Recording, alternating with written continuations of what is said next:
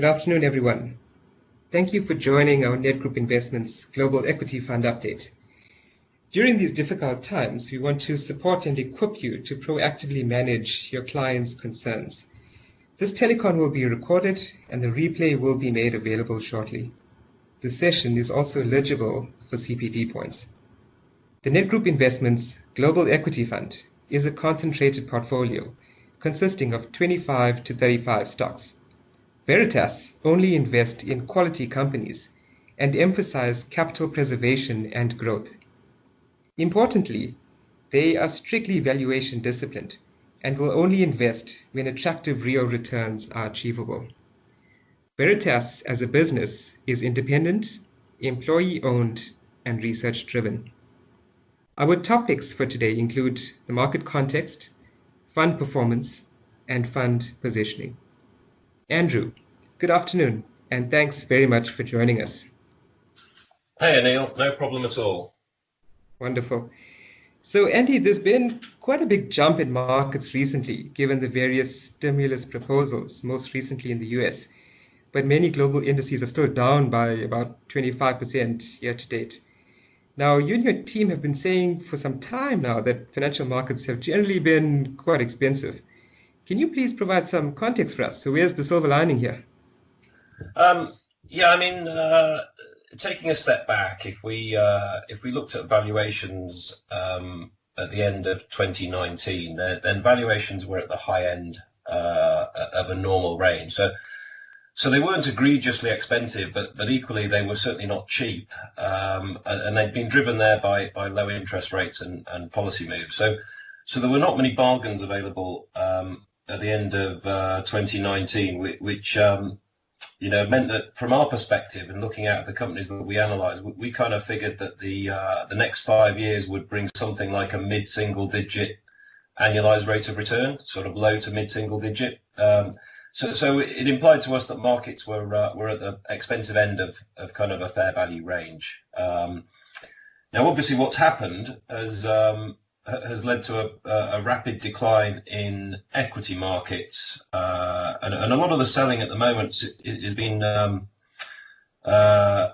fairly non-discriminatory in that most things have sold off pretty sharply. So it's been quite a knee-jerk reaction. And obviously the issue here is that this is not like a typical financial crisis or recession.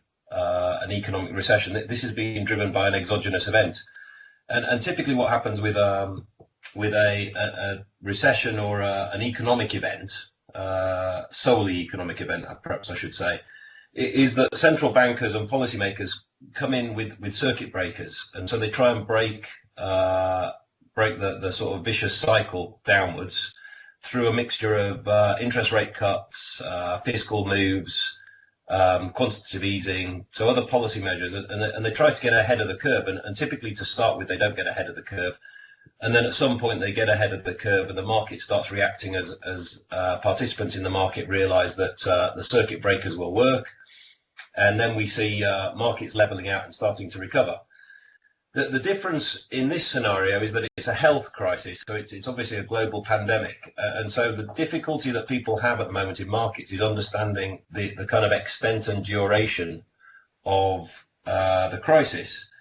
And once people get a handle on the extent and duration of the crisis, then we can expect to see markets bottoming out. Now, I don't know if people have read what we put out through Nedgroup last week, but we've kind of come up with a base case and a bear case scenario.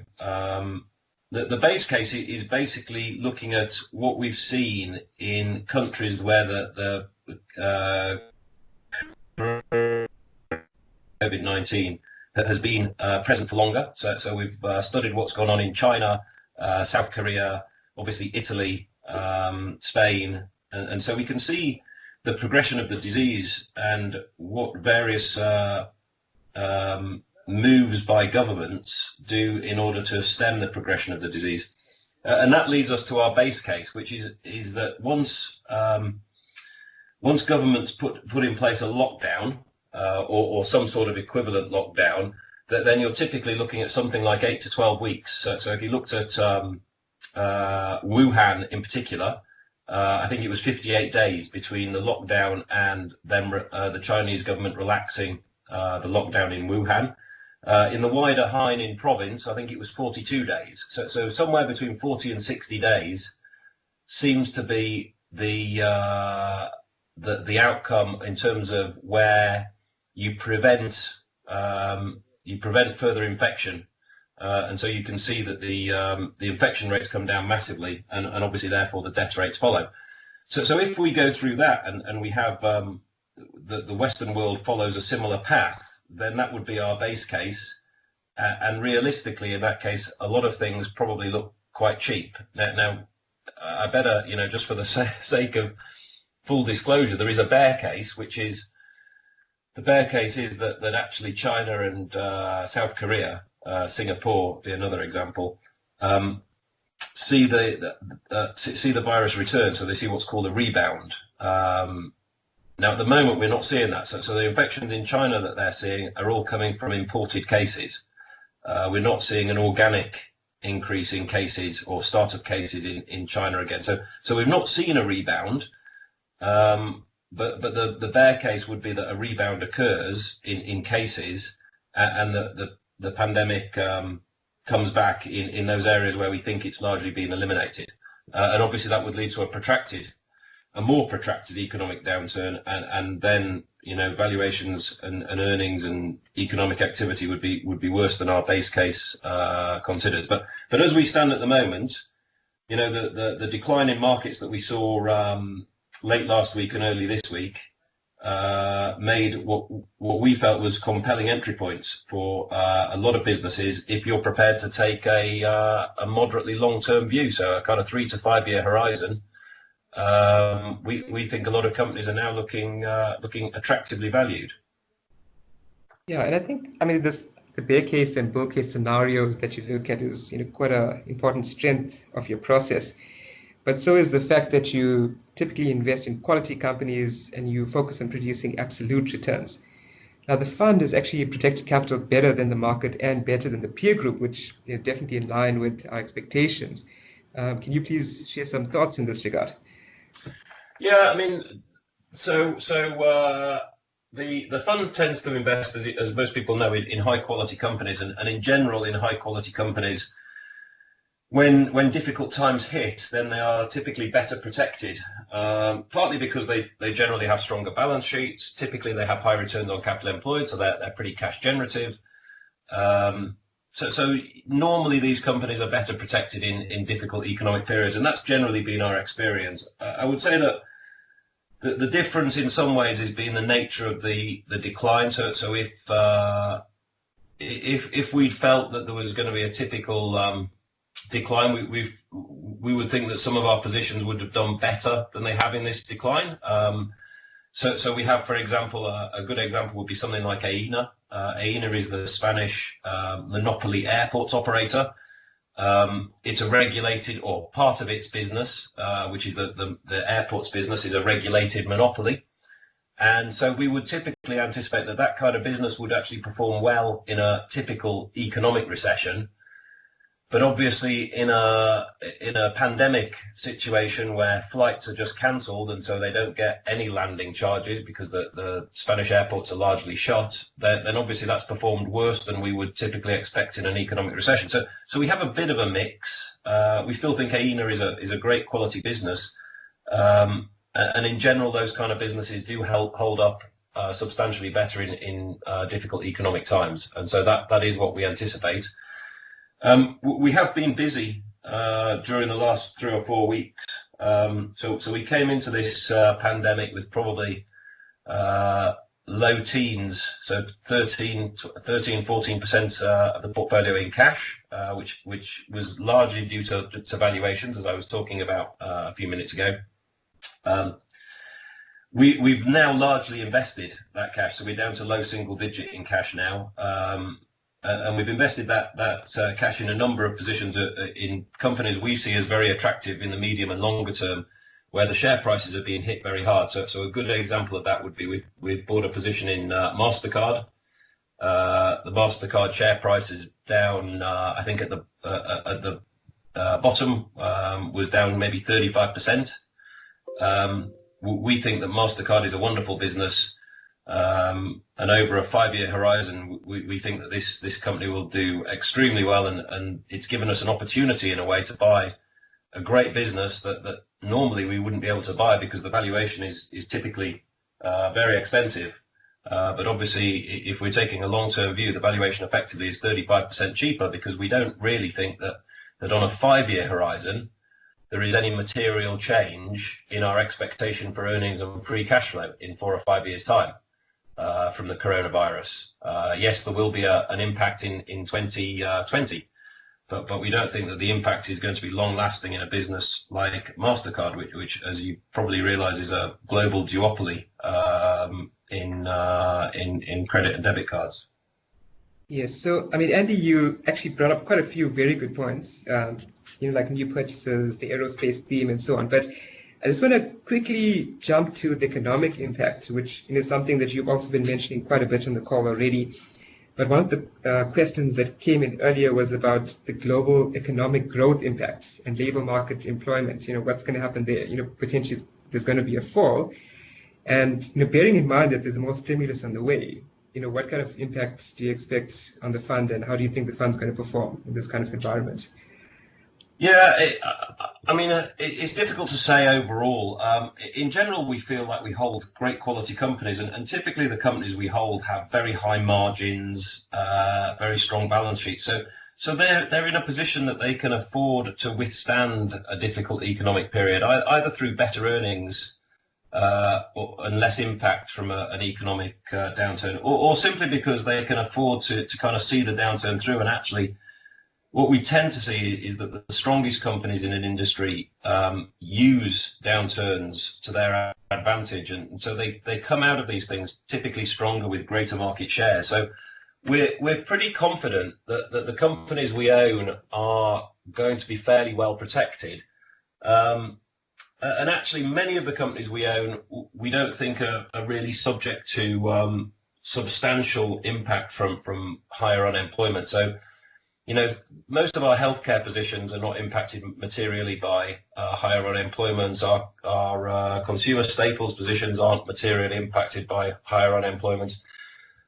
So I think in general, we feel that the portfolio is fairly well protected. The area I would say that we're less protected in, and this is the kind of the suddenness of the downturn being a pandemic rather than an economic impact, has been aerospace. So we hold Airbus and Safran. As you know, we sold Rolls-Royce earlier in the year, which has turned out to be a prescient sale. But we still do own, Airbus and Safran being an aerospace engine manufacturer. And so they are a bit more economically sensitive. But in general, I would say that the portfolio is less economically sensitive than the market as a whole. And so in a period of declining employment and more difficult economic period, we should perform reasonably well. Yes. And another question that came through, you were talking about selling Rolls-Royce before the crisis, was that you also sold Microsoft before the crisis. Now, the share price had done fairly well. So, what is your reasoning behind it? I know the valuation was probably relatively full. Yeah, so Anil, it was entirely valuation based. Actually, Microsoft has performed relatively well through this period. So whilst it's off probably 15 or 20% from the peak, and it's below the price we sold it at, it's actually, relative to a lot of positions, it's performed well. But we sold it simply because it reached our intrinsic value. It got down to what we felt was an IRR of very low single digits. So we were looking at a 2 to 3% annualized rate of return over the next 5 years. And so we were just very disciplined, which we tend to be, or not even tend to be, we are. So as companies reach our valuation targets, we sell them, which is why we had kind of 14% in cash earlier in the year, because as these companies reach our sales targets, we are disciplined about selling them. Yeah, I think that's quite a good demonstration of your strict valuation discipline, which not a lot of managers do actually have. And Andy, just turning to some of your best performers over the past year, so like Reckitt Benckiser, Nestle, Baxter International. What are your thoughts on these companies at this point? Well, so as we look right now over the last year, obviously the better performers in a portfolio, and this would be across the board, tend to be those companies that investors perceive as very defensive. So you're right, it's the likes of the consumer staples. Obviously, we've spoken a lot about consumer staples in the past. So the likes of Nestle, Reckitt Benckiser, Unilever have all been strong performers. And of course, that's because even in a recession, people are largely going to continue to buy the same products that they've bought historically. And so whilst there is some economic impact on these companies, it's relatively muted. So they have performed well. We're in a position now where we're fairly fully invested, and as I said a few minutes ago, our base case is that we'll see the virus kind of go through countries on a kind of 12-week basis post lockdown, and so we'll start seeing economic recovery, we think, in the second half of the year. Now, if that's correct, then actually there is a point at which these more defensive companies that have held up well, where the valuation relative to other things is now more expensive, there is a point at which we should be looking to invest in companies that are very high quality, but where the share price has been hit harder. And we're not there yet in terms of competition for capital within the portfolio, but I can see a position, maybe in the next few weeks, if this continues, where we start recycling capital. Mm. And Andy, I'm going to say this a little bit tongue-in-cheek, but you've become a bit of an expert political analyst over the last couple of months in the US, just given the lead up to the next elections. So, let's turn for a bit to the managed care organizations in the US, like CVS Health and Cigna, which, for a long time were impacted by, candidates like Elizabeth Warren and Bernie Sanders. That risk is potentially coming down a little bit now. What would you say is the outlook for these businesses? So we've been right in terms of our analysis of the political situation in the US, but unfortunately at the moment that hasn't reflected itself that well in the share prices of the managed care organisations. So we hold Cigna, United Healthcare, and CVS. We think these companies are extremely cheap. I mean, something like Cigna, I think Cigna is on maybe 6 times earnings. And a similar level of free cash flow, because their cash conversion is about 100%.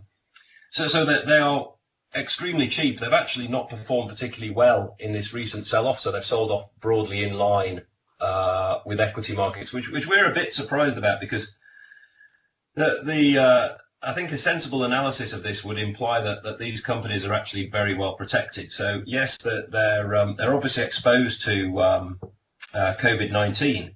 In that they insure people across the spectrum, so depending on the type of company, and we have a spread whether they're insuring people in Medicare, who tend to be older, Medicaid, who are poorer, or private health insurance, who tend to be richer and employer sponsored. Regardless of that, they will obviously all have to cover the costs of COVID-19 care. Now, if you get hospitalized with COVID-19 in the US, the typical cost is somewhere around $20,000. So if you end up being in the ICU and on a ventilator, it's a $20,000 cost. And so the knee-jerk reaction by investors seems to be to sell these companies, because clearly if there's a pandemic and they have to cover the costs of COVID-19, then it could be negative. But realistically, what's happening at the same time is that elective procedures, so think of hip operations and knee operations and cochlear implants and those kind of things, that they're all being cancelled. So yes, you've got an increased cost from COVID-19, but also you've got a huge cost saving in elective procedures being cancelled. And so the mix of those two things means that what's called the medical loss ratio, which is the amount of money that they spend on medical costs, probably doesn't really change. They typically spend somewhere around 80 to 83% of their revenue that they take in on medical costs. And it's likely that it remains within that range. And so it's a bit surprising to us that these companies have sold off, because they're actually not particularly economically related. So if there is a recession, most of these companies, particularly the ones that serve the older Medicare patients, that they really have very limited economic exposure. So we are relatively confident in the medium term in these companies and their valuations. Available currently on maybe 6 or 7 times earnings and growing at on a normalized basis at somewhere around 10 to 15% a year. Okay. I mean, let's stick in the US for a moment and just look at another important industry, the cable companies, and just given the dynamics of self-isolation, companies like Charter and Altus could actually be okay in this kind of environment. What do you think? Yeah, we think rather like you suggest that Charter and Altice are very well placed. So Charter is the largest position in the portfolio. We think that that increasingly the provision of broadband is a utility, but an unregulated utility, and so there seems to us no realistic option for subscribers to churn off. If you're holed up in your home, the last thing you want to turn off is your broadband. So they're actually very well positioned. They're typically monopolies or duopolies in terms of high-speed internet provision, and so we think that actually they will be largely unscathed by a recession and by coronavirus. People will not stop paying their subscription because then they will get cut off from the internet. So actually, yes, we agree with you that these are very well positioned. That they're currently going through a period where their capital costs are coming down, and so we're seeing free cash flow increasing very rapidly.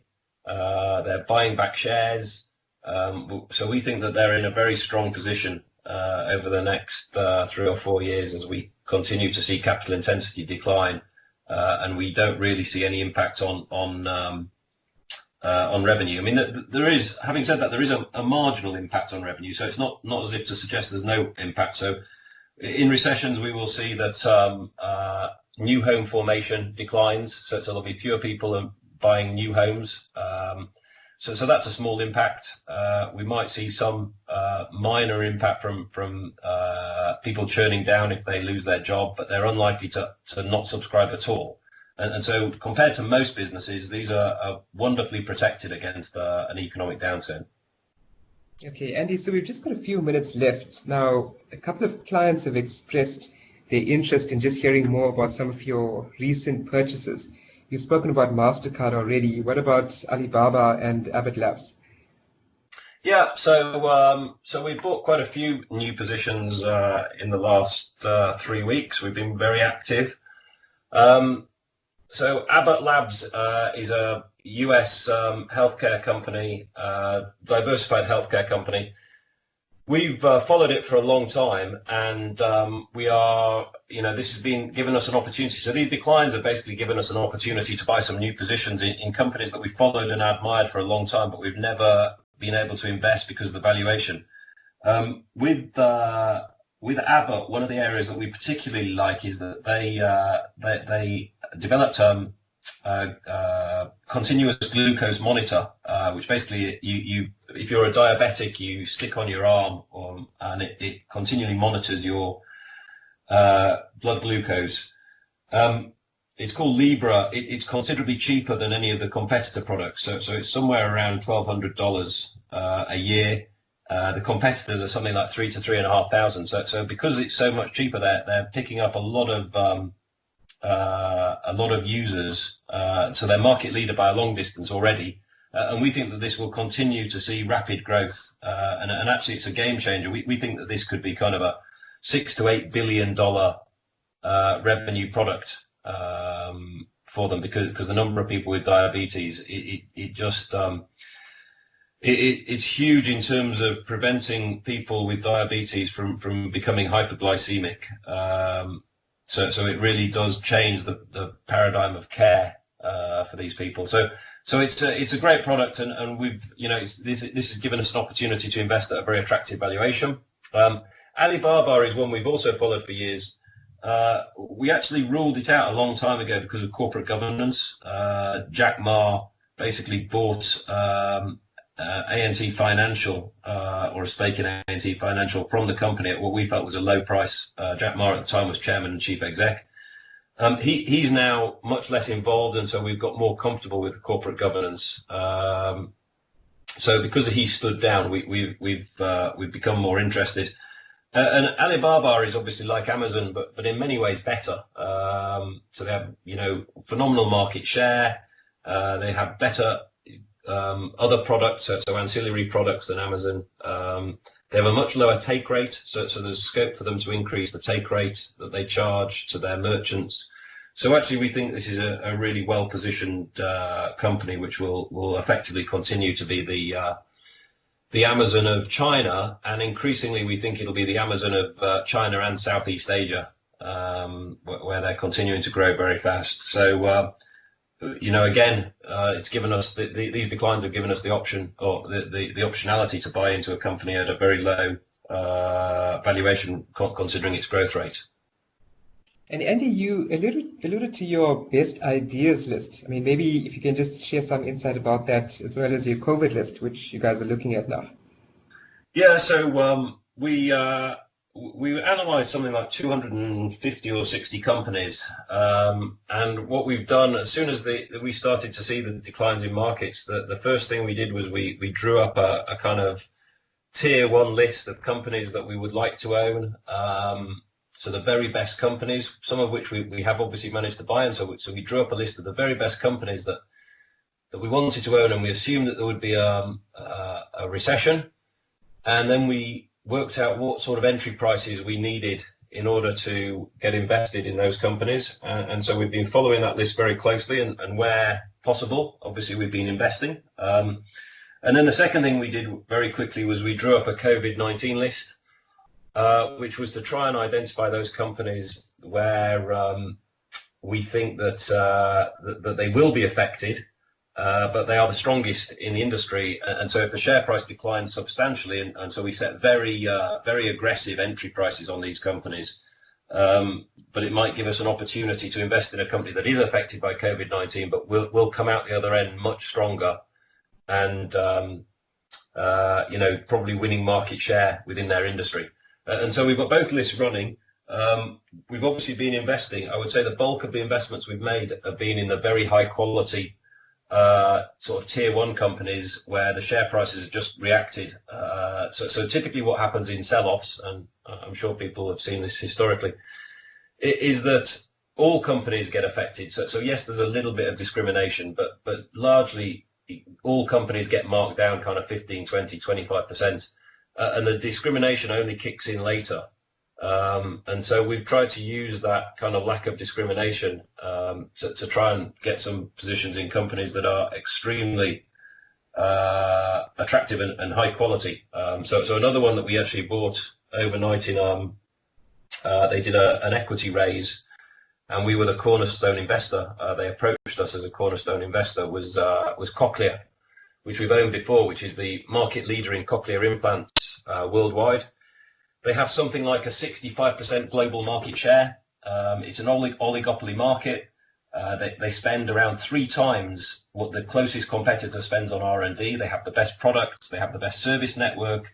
They continue to increase market share. Share price has been hit very hard, so I think it's broadly halved. And so we were approached by the company who know us quite well. We weren't investors at the time. We have invested before, and we became the cornerstone investor in their equity issue, which was overnight. So we are getting great opportunities to invest in companies that have been affected. Yeah, I mean, that last one is actually quite a nice story, because I do remember when you guys had bought Cochlear a couple of years ago. It just shows that the strength of your relationships. Andy, that's all we have time for today. Thank you so much for your insight and expertise. Well, thanks, Anil, and just to say to everybody, I hope everybody stays safe. Follow the guidelines, wash your hands, stay isolated insofar as you can, and this pandemic will pass through if people follow the guidelines. I think it's an 8 to 12 week difficult period for every country, but then once it's gone through, then we will see a recovery. And so we would, as I said, our base case would be that we will see a recovery in the second half of the year, and typically stock markets as forward-looking indicators start to discount that well before the recovery starts. So I think as soon as stock markets and investors get the impression that governments are on top of this pandemic, then the recovery in equity markets will begin, and that could be relatively soon. So hopefully that gives some hope. Yeah, no, for sure. To the investors and clients on the call, I mean, just to summarize very quickly, so the combination of a strong focus on investing in quality companies with resilient earning streams and the good cash flows, along with the emphasis on capital preservation, has actually been hugely beneficial for investors, in the Nedgroup Investments Global Equity Fund in this current environment. You would have seen that short note that we disseminated on the fund last week. If you haven't received it as yet, please contact your relationship manager. They'll be very happy to forward it to you. But otherwise, please feel welcome to contact us if you have any additional questions or concerns. Just rest assured that we are available to support you and your clients during this difficult time. Thanks very much for joining us today. A reminder that we will be speaking to Ian Power on the Nedgroup Investments Balance Fund tomorrow morning at 10. Otherwise, have a good evening, and we look forward to connecting with you again soon.